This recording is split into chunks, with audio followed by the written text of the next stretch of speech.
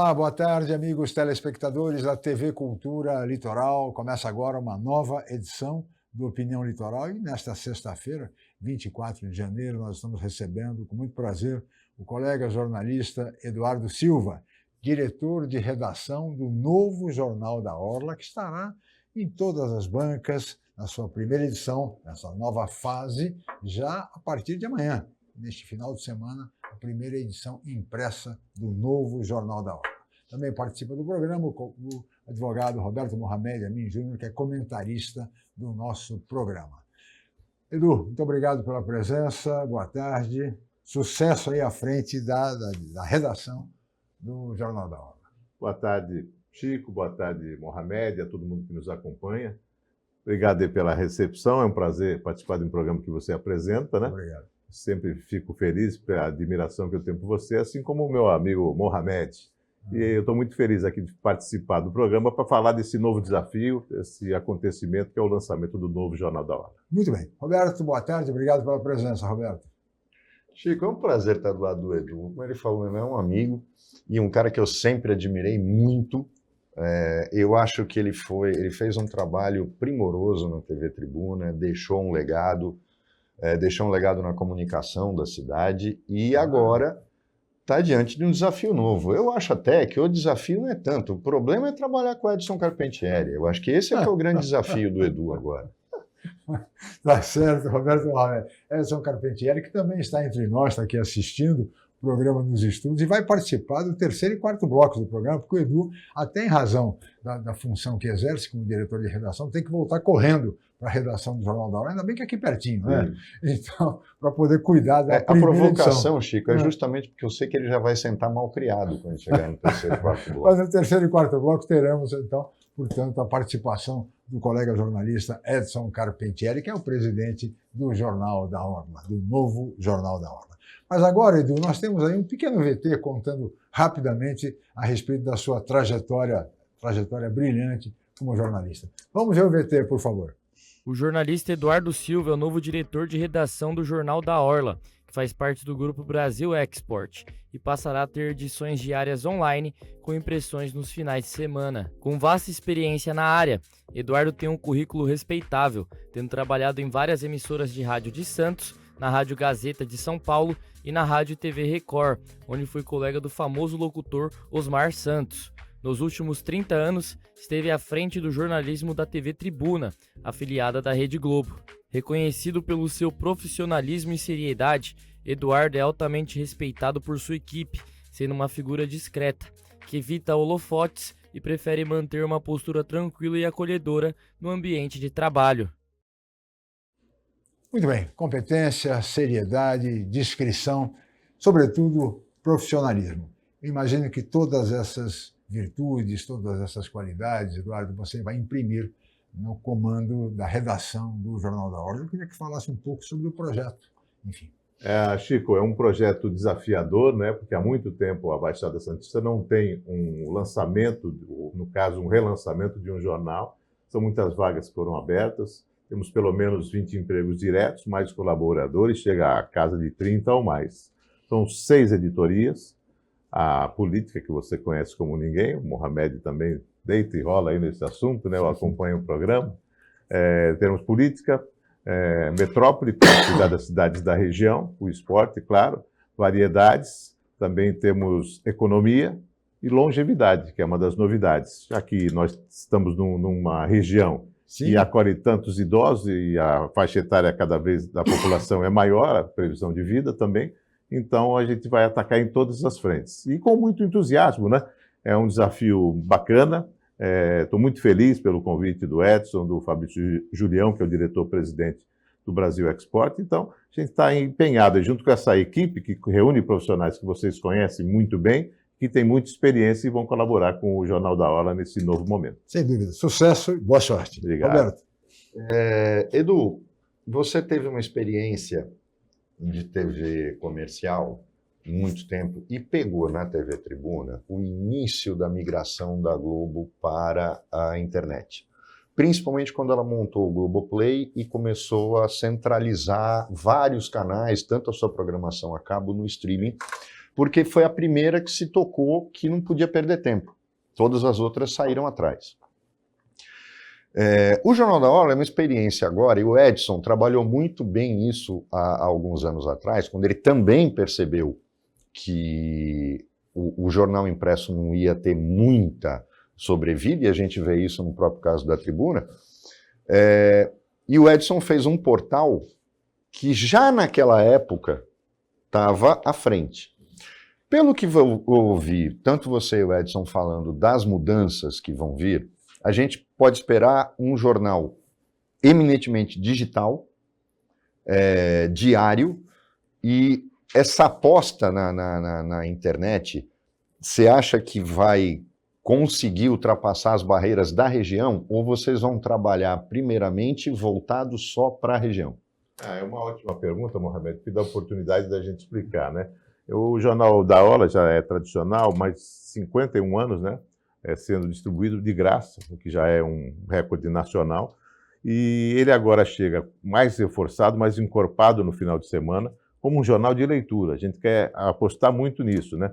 Com colunistas conhecidos, consagrados e com novos repórteres que estão chegando. E, acima de tudo, um jornal que vai contar a história do pessoal da região. Ponto. Esse é o Jornal do Fim de Semana, que também vai estar acessível no formato digital. E de segunda a sexta, aí sim a gente vai trabalhar, no primeiro momento, muito mais a questão da cobertura regional, né?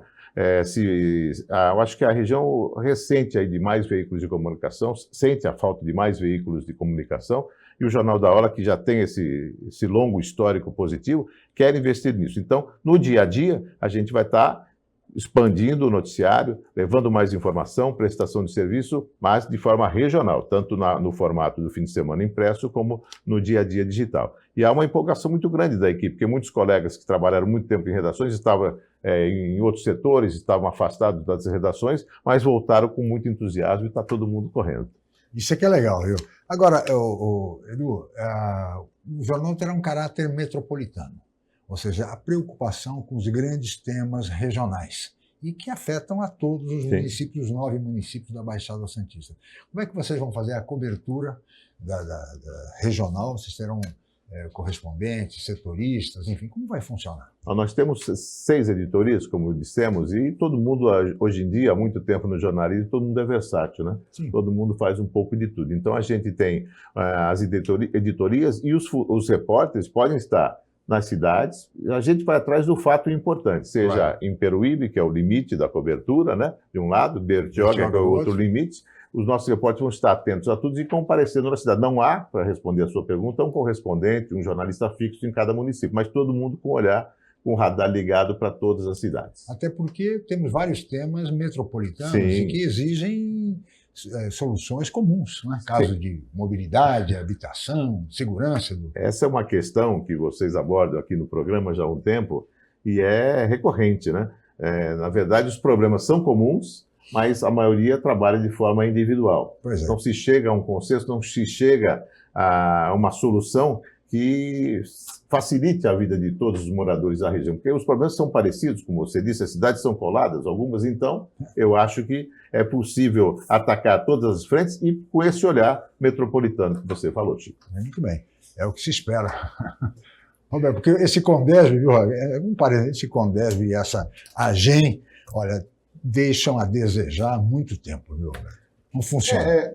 A gente pode esperar, então, Edu, vai entrar numa espécie de... Porque o Edson tentou fazer algum tempo atrás, eu cheguei até a participar de um projeto já recente, que era o Debate na Redação. Na outra série tinha até um estúdio lá nos fundos, o Edson tentou colocar isso, mas trabalhar na internet é complicado. Está nos planos, por exemplo, um programa que eu tenho o orgulho de ter feito e que o Edson apresentava todo dia de manhã no SBT local, que era a TV Brasil, e às 7 horas da manhã, que era o Bom Dia Baixada. Tem algum projeto desse tipo em relação à TV digital? Nós estamos indo para a TV com o Orla Play, né, que já é uma marca que existe, agora fortalecida com a junção do Brasil Export, E temos vários planos. O Paulo Schiff, que já trabalhou aqui, está com a gente, vai lançar um programa nessa segunda-feira, Conexão Metrópole. Tem outros programas já sendo desenvolvidos. O Ricardo Muti e o Alceu Nader já estão desenvolvendo um programa sobre longevidade. E outros planos de carnaval, é um tiro curto agora, rápido, né? Já vai ter um programa. E aos poucos a gente vai querer levar também para a internet, para o YouTube, para a versão digital, todos os modelos que a gente já praticou em algum lugar, no próprio Edson, no Jornal da Hora, ou que a gente vai relançar agora. E eu fiquei muito feliz com a equipe que vocês montaram, levando o Leopoldo, o Gustavo, quer dizer, a coisa está...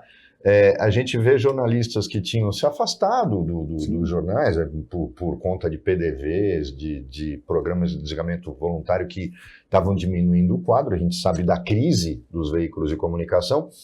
Você trouxe um time de muito peso para o Jornal da Hora.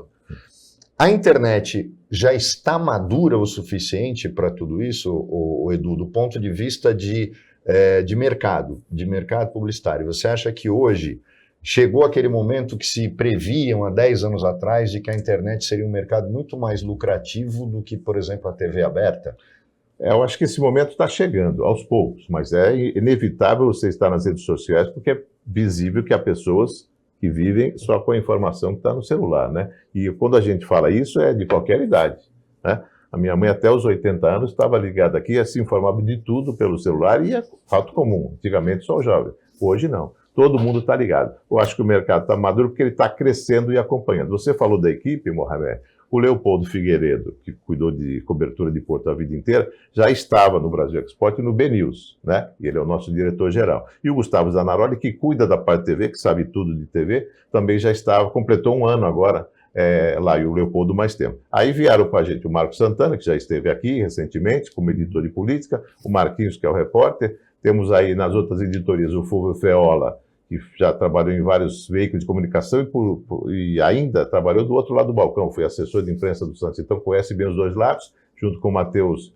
Vieira. Temos as outras editorias, Metrópole, Cidade, Baixada Santista, o Paulo Rogério, outro experiente colega, foi da Tribuna e do Expresso Popular, junto com ele o Glauco Braga, que também tem experiência, Economia, Alexandre Góes e a Josi Castro, e Cultura, Variedade, Cena, que nós batizamos esse setor, o Gustavo Klein, que é um craque, também que como também todos foi os assessor jornalistas. de imprensa. Também trabalhou com a Alde, trabalhou em outros locais, foi o editor do Portal, do Santa Portal, e junto com ele a Isabela Marangoni, que é uma revelação. E muita gente está com a gente lá, né? O Fernando Pio, diagramador da Tribuna durante muito tempo, o Cássio Canhete, que também é diagramador, que já vem da equipe do Jornal da Hora, os fotógrafos Fernando e Rodrigo, uma equipe muito bacana, que está se formando e está correndo atrás, porque está sendo feito um jornal em tempo recorde, né? Bem pouco tempo. Muito bem, eu vou pedir sua licença, Roberto, nós vamos um rápido intervalo, voltaremos em seguida com a opinião.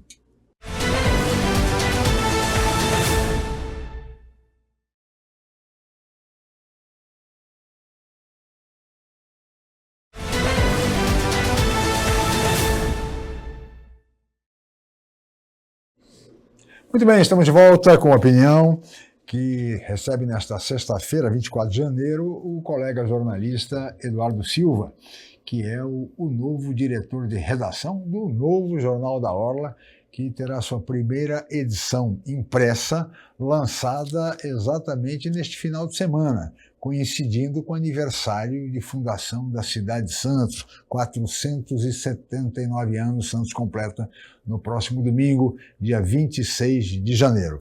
A escolha desse final de semana foi proposital, né, Edu?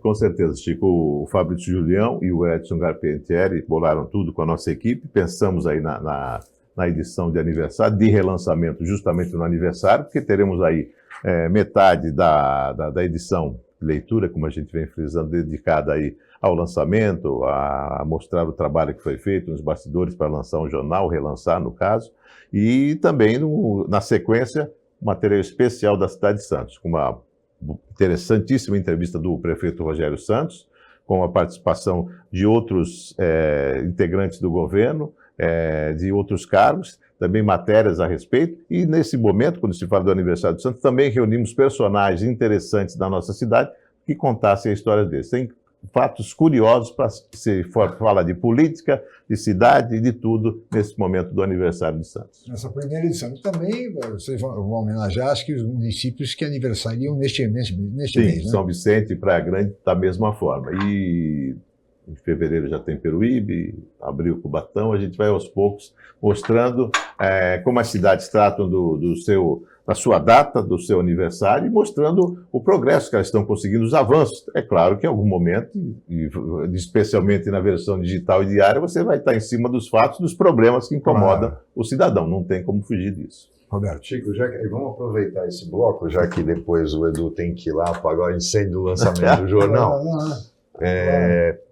Edu, você acabou de fazer a curadoria e lançou um livro de 130 anos de história de fatos e fotos do Santos Futebol Clube, que você fez junto com a Arminda, né, inclusive. Sim. Como é que foi o lançamento? Eu não pude ir, mas você é um apaixonado pelo Santos, é um apaixonado por esporte, porque paralelamente à direção da TV, quando você podia, você ia lá ser comentarista ou narrador. Como é que foi fazer esse trabalho? Foi um convite interessante, já estava me desligando quando eu saí da tribuna depois de 37 anos e meio, a meu pedido, por causa de questões familiares, eu fui convidado para, junto com a Arminda, organizar esse livro de fotos. Todos os livros estão sendo lançados esse ano pelo Grupo Tribuna. O primeiro livro de 130 anos do Sérgio Williams, o do esporte, 130 fotos do Santos Futebol Clube, e o próximo, foram feitos aí de uma forma a homenagear os 130 anos do jornal. E foi muito bacana. É um trabalho que te dão, e você ainda tem prazer de pesquisar, porque é do Santos Futebol Clube, da paixão que boa parte, que grande parte de moradores aqui tem pelo Santos Futebol Clube. Só para aproveitar, Roberto, um parênteses, né? Não dá para. Você é um especialista nisso. E o nosso Santos, apesar dos olhares assim de corintianos, entendeu? Mas, de qualquer maneira, e o Santos? Você acredita, vamos ter um ano de alegria? Olha, eu diria que ainda é cedo, viu, Chico? Depois, principalmente da virada contra o Palmeiras, que foi um resultado absolutamente normal. O torcedor saiu frustrado, triste, o clima era de muita tristeza ao final do jogo. Mas é um resultado absolutamente normal. O Palmeiras é o melhor time em termos de organização e determinação que eu vejo no Brasil nos últimos tempos. O Flamengo tem mais craque, o Flamengo joga mais bonito, concordo. Mas a determinação que o Abel Ferreira passou para esse time é impressionante. Então o Santos fez um bom primeiro tempo, perdeu. Eu acho que ainda é cedo para a gente ser tão otimista assim. Estou esperando um pouco as contratações, esse sonho do Neymar, e conseguisse contratar ele por esses 6 meses e quem sabe eu segurar o craque até a Copa do Mundo, que nos bons tempos o Robinho já fez isso, foi para uma Copa porque retornou ao Santos, ao Brasil. Então eu acho que o Santos está se formando novamente, pelo menos você vê mais estrutura e mais condições, a princípio, de não sofrer tanto e de ficar na Série A, o que já seria muita coisa a esse momento. Mas você não acha que aí é uma questão um pouco mais complicada? Não estou querendo te colocar pode falar. Saia justa, mas veja bem, você vai ter um jogador que vai chegar como uma estrela absoluta acima, brilhando mais que o presidente do clube, Sim. que o clube inteiro, que tem um histórico de fazer jornada 1 por 364, né? E é o que aconteceu na Arábia, ele não é mais o mesmo, que chegava da balada às 4 horas da manhã, jogar às 11 no dia seguinte e aguentava jogar. Ele não é mais um garoto. Você não acha que, na verdade, a gente pode estar dando um tiro no pé? Vou fazer um paralelo para você comentar em cima. O holandês do Corinthians. Sim. É o único jogador do elenco do Corinthians que está com salário em dia, porque quem paga ele são os patrocinadores. E todo o elenco com salário atrasado. Como é que você motiva um time desse quando a estrela é o único que está recebendo em dia e todo o elenco com salário atrasado? Que é mais ou menos o caso do que vai acontecer no Santos. Ele vai receber dos patrocinadores e o Santos hoje está aí passando chapéu porque está numa situação lamentável. Você não acha que isso pode ser um tiro no pé? Bom, a sua colocação é muito interessante, porque em muitos clubes já aconteceu isso. Chega um jogador de fora que recebe, enquanto os da casa não recebem, e há uma má vontade. Eu colocaria o Neymar na região das exceções. Ele é um craque, todo mundo sabe disso. Você vê alguns jogadores comemorando gols, falando com ele por celular, torcendo pela volta dele. Porque o jogador, ele sabe que o Santos vai ter um peso com o Neymar e outro com ele. E você, nesse caso, eu já vi outros também que aceita. Já houve casos históricos, o Wagner Love, quando foi para o Corinthians, em outra situação, no Flamengo, enfim, do Ricardinho, quando foi para o São Paulo, foi boicotado claramente, é o que se diz, né?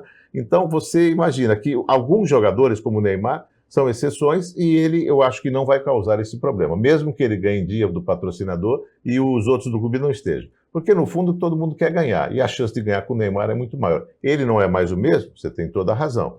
Mas no nível do futebol brasileiro, o Neymar jogando, ele deixa o Santos realmente num outro patamar. Veja o Lucas Moura do São Paulo. Não é o Neymar. Não tem o futebol do Neymar, nem as condições extraordinárias técnicas que tem o Neymar. Ele fez a diferença e levou o São Paulo a eliminar adversários mais fortes e e ao título da Copa do Brasil. Então, se ele fez, o Oscar, que estreou também ontem, vai fazer, imagina o Neymar. Ele, em boas condições, ele podia adotar aquela frase do Serginho Chulapa: eu não preciso jogar 100%, eu jogo só 50%. O Neymar, com 50%, vai fazer a diferença. É melhor que a turma que está aí, né? Com certeza. Agora, ele precisa de jogadores também. Também. Todo mundo está criticando o Pedro né? Caixinha, né? Para substituições.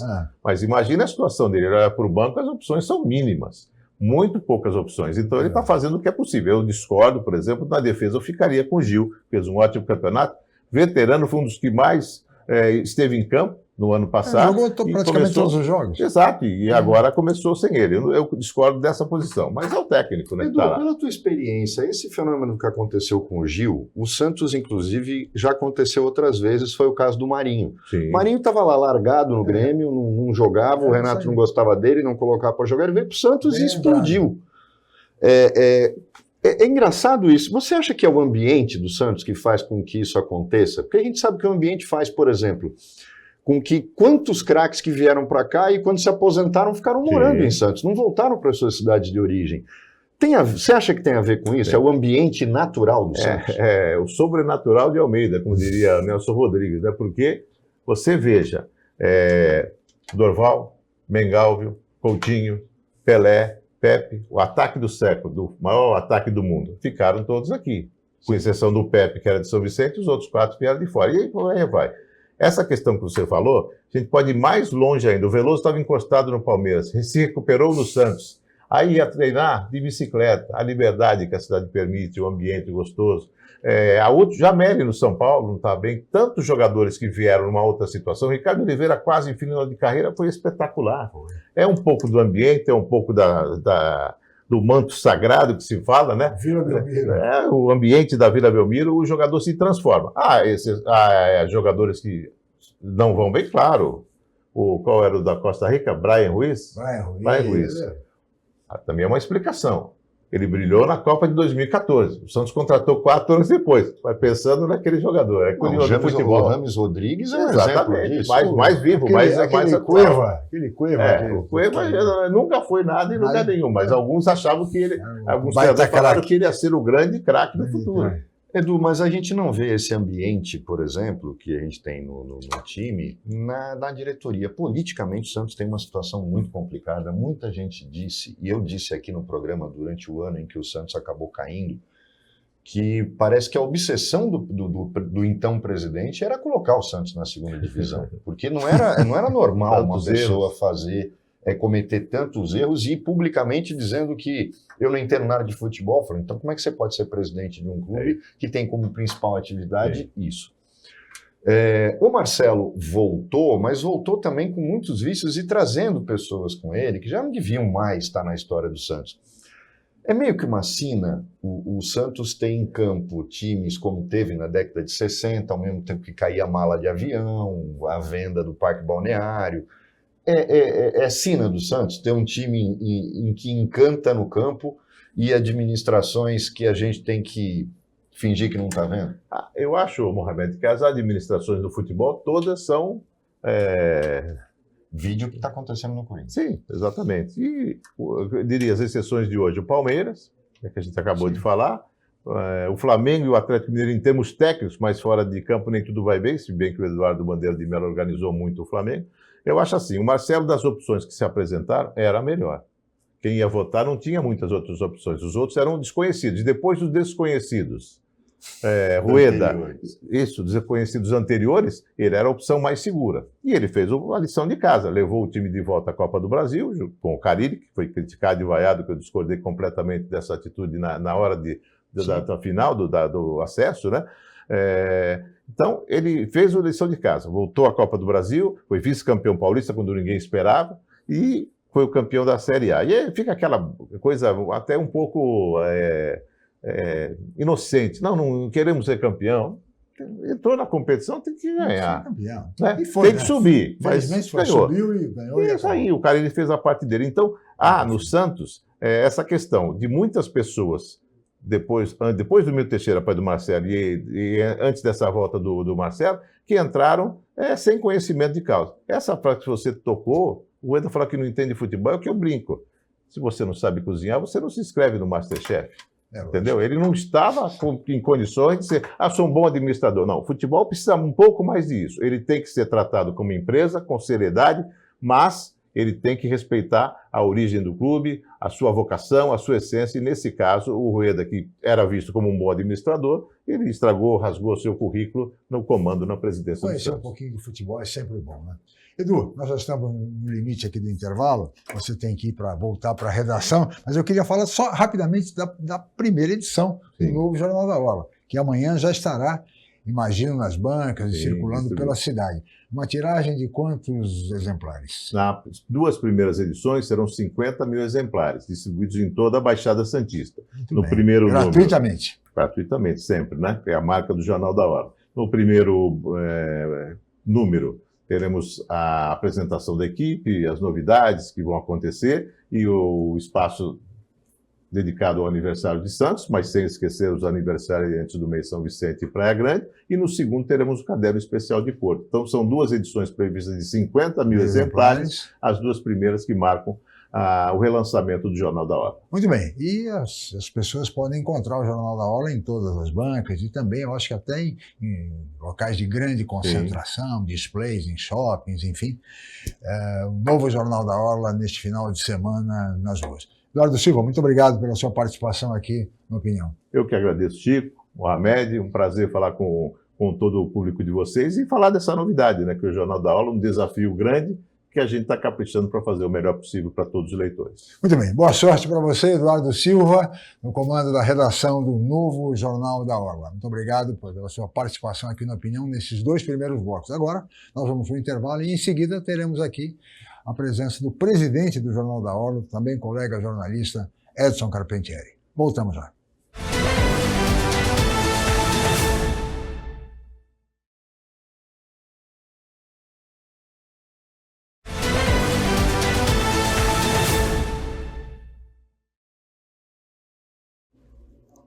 Muito bem, estamos de volta com a opinião desta sexta-feira, 24 de janeiro, e agora, a partir deste bloco, contando com a presença do também colega jornalista e presidente do Jornal da Orla, Edson Carpentieri. Boa tarde, Edson, obrigado pela presença. Boa tarde, Chico Lascala, prazer estar aqui na sua companhia, estar com o Mohamed, 2 grandes amigos de mais de 30 anos. É sempre bom, aqui no Opinião eu me sinto em casa. Muito bem, muito obrigado pela presença, Edson Carpentieri. E, Roberto, nós temos queria começar essa fase do programa agora com um VT, onde o presidente do Supremo Tribunal Federal, Barroso, ele defende a imprensa séria, a imprensa brasileira de bom nível, de qualidade. Vamos ver o VT, por favor. Durante a participação em um fórum empresarial na Suíça, o presidente do Supremo, Luiz Roberto Barroso, defendeu a imprensa brasileira. A gente vive esse momento da ascensão das redes sociais, das plataformas digitais. O país nunca precisou tanto de imprensa de qualidade, a imprensa que confere os fatos. Uma das coisas que acho que nós precisamos no mundo contemporâneo, e a imprensa decisiva, é fazer com que mentir volte a ser errado de novo. E a gente possa trabalhar sobre fatos comuns, sobre os quais nós possamos formar as nossas opiniões. A declaração vem no dia seguinte a uma audiência pública organizada pela Advocacia Geral da União para debater a proteção de direitos fundamentais nas plataformas digitais. Nenhum representante das Big Techs compareceu. Até o final da semana, a AGU vai encaminhar ao STF informações técnicas que ajudem a Corte nos julgamentos que podem modificar o marco civil da internet e responsabilizar as plataformas por fake news publicadas por terceiros. Muito bem, aí está o VT, o presidente Luiz Roberto Barroso, defendendo a imprensa séria, que precisa de fato ser respeitada, que apura, que tem preocupação com as fake news. E essa questão que também, o Edson e o Roberto, agora com a ausência das 7 Big Techs na audiência pública convocada pelo governo e presidida pelo advogado-geral da União, o Jorge Messias. Não apareceu ninguém, deram um bolo no governo. Edson Carpentieri. Esse é um tema bastante polêmico. O receio de boa parcela da sociedade é que isso se avance para uma espécie de censura, não é? Depois eu queria ouvir o Mohamed, e até a sua opinião também, Chico. Eu tenho algum receio, viu, desse avanço, porque eu acho que a internet tem que ser regulamentada. As leis que existem hoje me parece que já são suficientes para você... Você faz uma fake news, você tem que ser punido. E como você pode ser punido? No bolso e na esfera criminal. Isso já existe leis para isso, né? Então eu tenho algum receio de que haja excessos nessa legislação que eles estão querendo impor aí na internet. Eu acho curioso. Eu não vejo a questão da censura. O que me incomoda, Edson, é que está todo mundo passando ao largo do verdadeiro problema da rede social. E a gente já conversou sobre isso várias vezes aqui, Chico. Inclusive, logo depois, a gente discutia aqui, viu que até na Globo News, Otávio Guedes repetiu o que nós falamos aqui. O grande problema das redes sociais é o anonimato. É a possibilidade do cara cometer o crime perfeito. Ninguém chega nele. Há uma discussão muito grande nos Estados Unidos, que eu acho que agora não vai passar mesmo, porque eles passaram a fazer parte do governo. Você vê que eles estavam na primeira fila, Mark Zuckerberg, Musk, o Jeff Bezos, o indiano do Google, paquistanês do Google. Existe um problema muito sério aí. É a possibilidade de uma pessoa ter centenas de contas, ficar espalhando mentiras sobre honra das pessoas, em verdade, e ninguém consegue punir. Como você falou, o crime está tipificado. Só que quando a gente vai olhar na Constituição, quando ela fala de liberdade de expressão, que é uma cláusula pétrea, ela fala que é garantida a liberdade de expressão, exceto o anonimato, sendo vedado o anonimato. Isso é que não pode acontecer. Não, aí sim, sem dúvida nenhuma. E nós já falamos aqui que bastava uma coisa. Do mesmo jeito que a gente tem um CPF, porque é um absurdo esse negócio de ainda existir o RG e saiu a carteira nova que fizeram. Agora é o SIM. O SIM que com vai C, ser o CPF. que é a carteira de identidade nacional. Quer dizer, quem tira Então, Chico, e é horrorosa. o CPF. É horrorosa. Eu vi uma nova, Sim. horrorosa. Quer dizer, os caras fazem as coisas, fazem errado. Fizeram uma carteira que tem que ter um leitor daquele código. Olha, por coincidência eu tenho uma aqui, que é da minha neta, que eu tirei outro dia. Veja, não se enxerga absolutamente nada. Nada, aqui. As informações estão ali e nenhuma empresa comprou, tem agora o sistema para ler o que está na carteira. Quer dizer, fizeram tudo errado. Ao invés de fazer um cartão que tenha todos os números, o da carteira de motorista, e basta ter o CPF e ali aí sim, com acesso a um cadastro nacional, você consegue puxar todos os dados da pessoa. Mas o principal está aí. Uma pessoa, um e-mail. Um CPF, um e-mail. Um CNPJ, um e-mail. E aí a pessoa pode ter os seus e-mails internos para receber correspondência, mas, por exemplo, para cadastrar em rede social, para ter o perfil, você teria que usar o seu único e-mail. E as redes não poderiam aceitar outros e-mails alternativos. O que aconteceria? As pessoas seriam identificadas e ia acabar o cometimento de crime sob o manto do anonimato. Eu acho que essa é a grande questão. Eu não vejo o Supremo discutindo isso, eu não vejo o governo discutindo isso, eu não vejo o Congresso discutindo isso. O problema não é o crime. Para o crime tem lei própria e já está tipificada. O problema estão preservando o anonimato, sob um argumento de que aí eu posso fazer uma denúncia sem me comprometer. Tem o Disque Denúncia para isso. É só bolar Lógico. mecanismos desse tipo. Lógico. Não é preciso permitir o crime cometido através de perfis falsos que não respondem pelo que fazem. Não, sem dúvida. Agora, isso é fácil, Mohamed, de você fazer essa prevenção? Ou não é uma questão complicada? Não, nós temos tecnologia para isso. Por exemplo, nós temos se você quer ter um site no Brasil.com.br, você vai na FAPESP e faz o registro. E é extremamente simples. E do mesmo jeito, porque, por exemplo, antigamente, para você ter um e-mail com o nome da sua empresa, você tinha que comprar programas que permitiam isso, ter uma hospedagem, um servidor próprio. Agora não. O UOL você pode colocar o nome que você quiser. No Gmail você coloca o nome que você quiser, coloca a extensão da sua empresa. Por exemplo, jornaldaola.com.br. E todo mundo na sua empresa vai ter o seu e-mail do Jornal da Ola. E ele vai estar dentro do UOL, vai estar dentro do Gmail, vai estar dentro de qualquer um.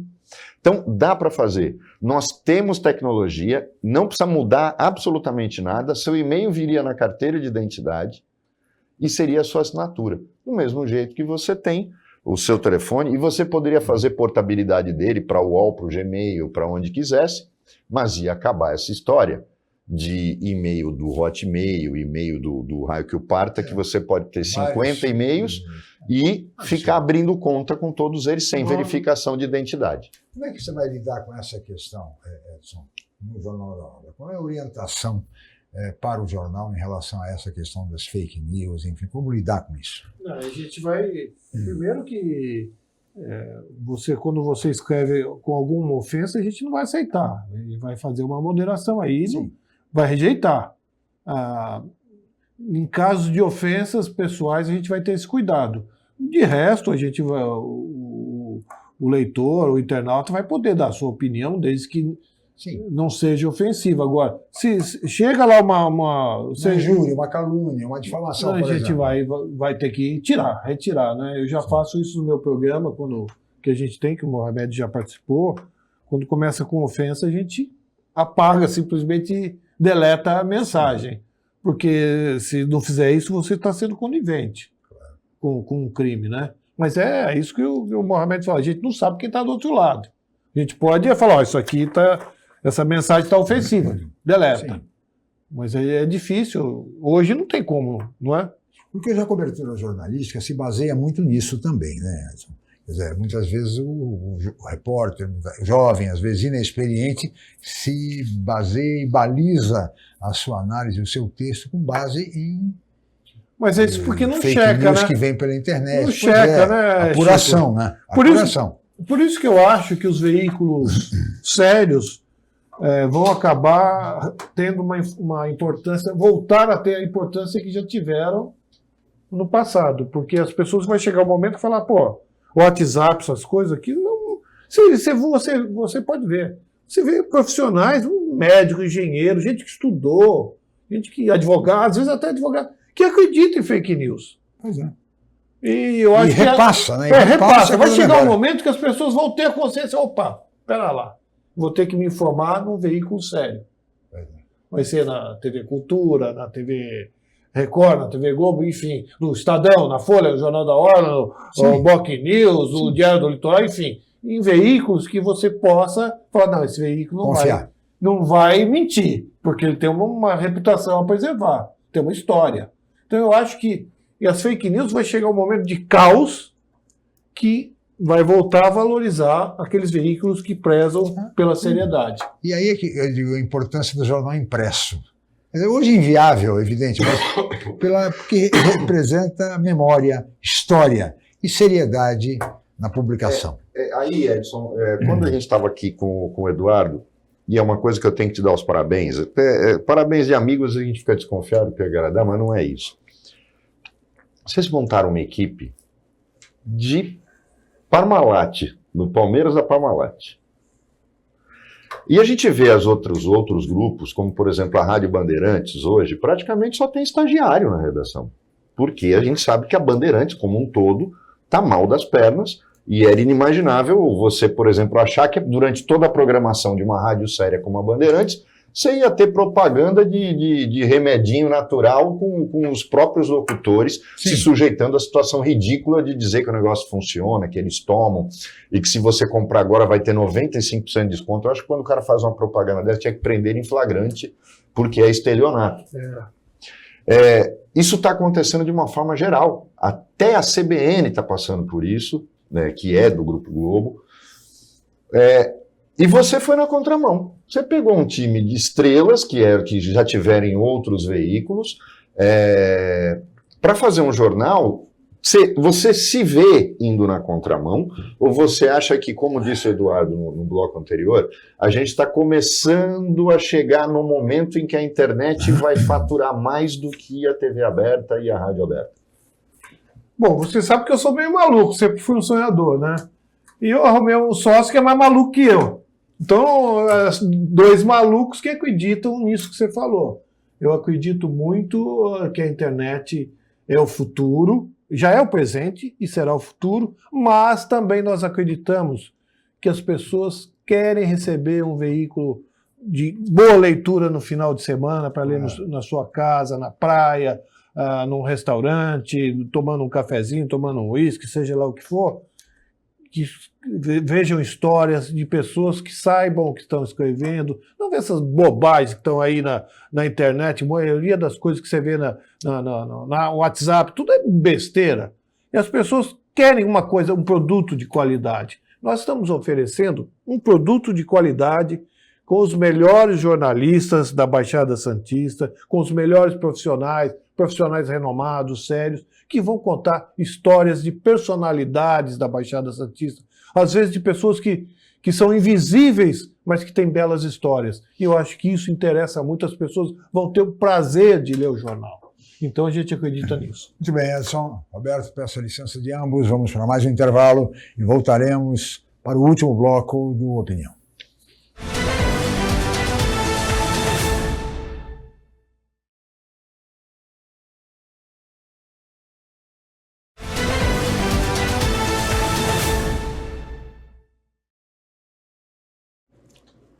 Muito bem, estamos de volta com a opinião desta sexta-feira, 24 de janeiro, e recebendo agora o presidente do Jornal da Orla, o colega jornalista Edson Carpentieri, e o nosso comentarista Roberto Mohamed Amin Júnior.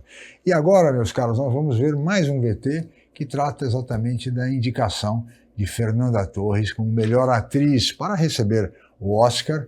Vamos ver, vamos torcer por isso. E também o filme Ainda Estou Aqui, como concorrendo ao prêmio de melhor filme internacional e também o melhor filme deste período. Vamos ver o VT, por favor. No meio da manhã veio o anúncio. For performance by an actress in a leading role, the nominees are Fernanda Torres in I'm Still Here. Estou muito orgulhosa de uma história brasileira fazer sentido no mundo e nos trazer essa alegria, não só para mim, para o Walter, para todo mundo envolvido nesse filme, como para o país inteiro. Estou muito feliz, muito assustada, muito orgulhosa e vive a Eunice Paiva. Uma indicação que a própria Fernanda Torres achava impossível há 27 anos no programa Roda Viva da TV Cultura. Quando eu ganhei Cannes, primeiro lá na Tijuca, meu tio Paulo virou para mim. Eu acho que ele não sabia nem direito onde era Cannes, ele falou para mim: quero te ver um dia no Oscar. E eu olhei para ele e eu falei: nossa, o tio Paulo não tem ideia da ralação que é e da sorte que é chegar até aqui. O Oscar não vai rolar nunca.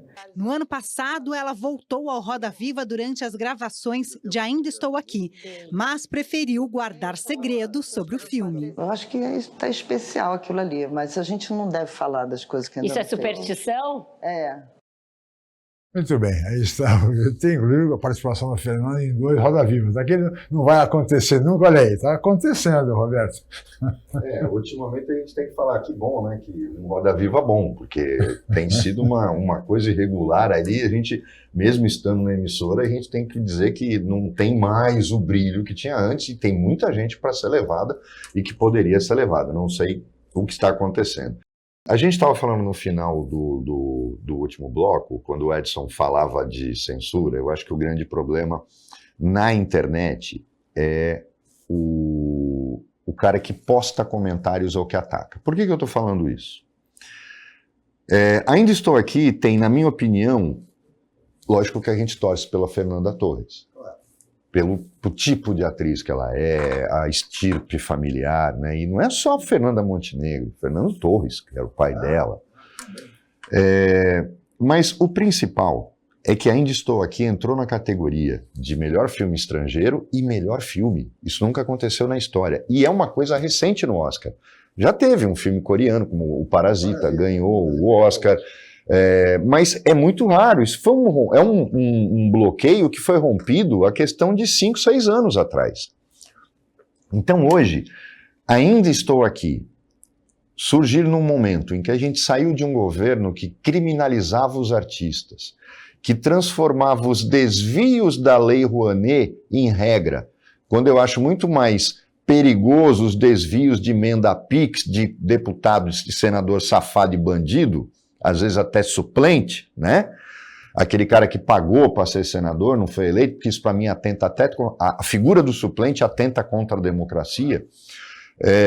E aí a gente viu gente atacando as outras indicadas a atriz no Oscar por brasileiros, o que faz eu lembrar do Leandro Carnal naquele livro Todos contra Todos, que ele destrói essa imagem do homem cordial do brasileiro, dizendo que o brasileiro é violento, que o brasileiro é agressivo. Gente, estão atrapalhando a Fernanda Torres. Não estão torcendo para ela. Atacando as outras, a ponto de uma delas ter pedido ajuda da Fernanda para acalmar os fãs brasileiros. Gente, onde é que a gente vai parar? Que país é esse? O que a gente se tornou? Hein, Edson?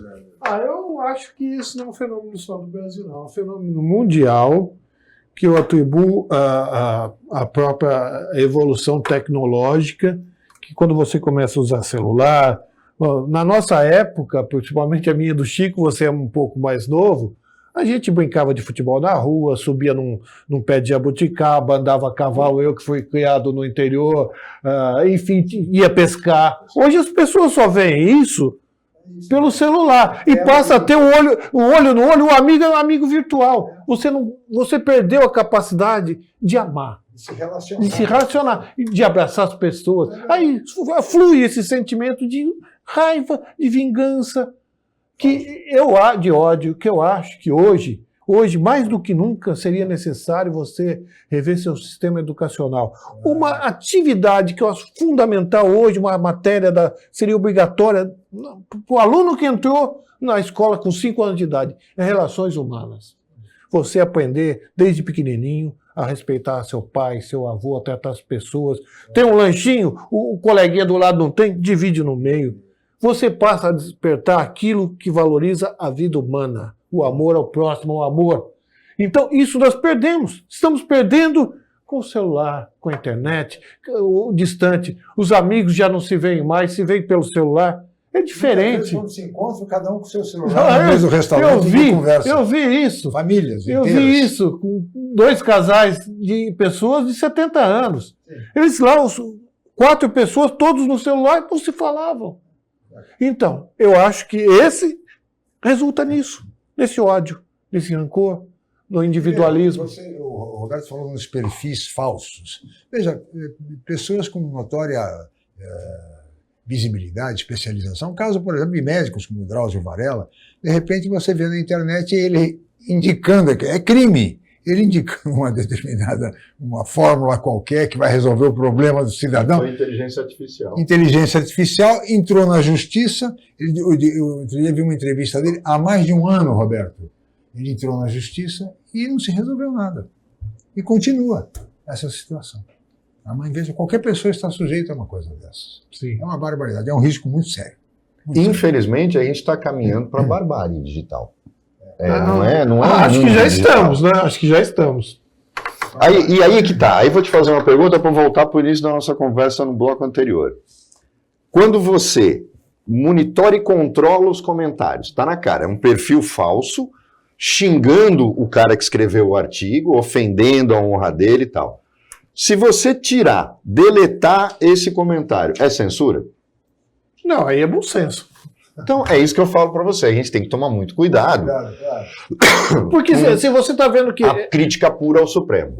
Você, quando sai isso aí, você permite que fique, é um crime. Você é conivente com o crime. Você passa a ser conivente com aquele crime. Você tá, obviamente, ó, fulano de tal, um desconhecido entrou na minha rede e está xingando o Zé das Couves, que eu não conheço. Ou mesmo que seja o presidente da República, ou o governador, ou o prefeito. Você sabe que aquilo é uma ofensa, que é crime. Se você não tira, você é conivente com o crime. É diferente. Edson, nós teríamos muito mais a conversar, mas nós temos limitações de tempo. Eu queria aproveitar esse finalzinho, Roberto, para passar até um vídeo de lançamento do novo Jornal da Orla, em homenagem ao Edson Carpentieri, ao Eduardo Silva e toda a equipe de profissionais que hoje estão no Jornal da Orla. Vamos ver o vídeo, por favor. Começa o dia, já tem notícias, com novidades e inovação. Jornal da Orla de cara nova, mais jornalismo, mesma tradição. Agora de segunda a sexta em versão digital. Fim de semana nas bancas e na sua mão. E continua grátis a melhor informação das novidades da nossa região. Todo dia escrevendo a história. Todo dia tem Jornal da Orla. Aí está o VT de lançamento, o vídeo de lançamento. Parabéns. Boa sorte, Edson. Muito obrigado pela sua presença. Obrigado, Chico. E a gente gostaria de deixar aqui registrado uma pergunta que o Mohamed fez. Nós queremos muito ser parceiros da TV Cultura e de vocês. Tudo bem, muito obrigado. Roberto, muito obrigado pela presença e participação mais uma vez. E assim chegamos ao final. Agradeço o Eduardo Silva, o Edson Carpentieri, o Roberto Mohamed, mas principalmente a você, amigo telespectador, pela audiência qualificada de sempre. Nós estaremos de volta na segunda-feira em mais uma edição. Tenham todos um ótimo final de semana e parabéns a Santos pelos 479 anos de existência. Parabéns, Santos. Muito obrigado.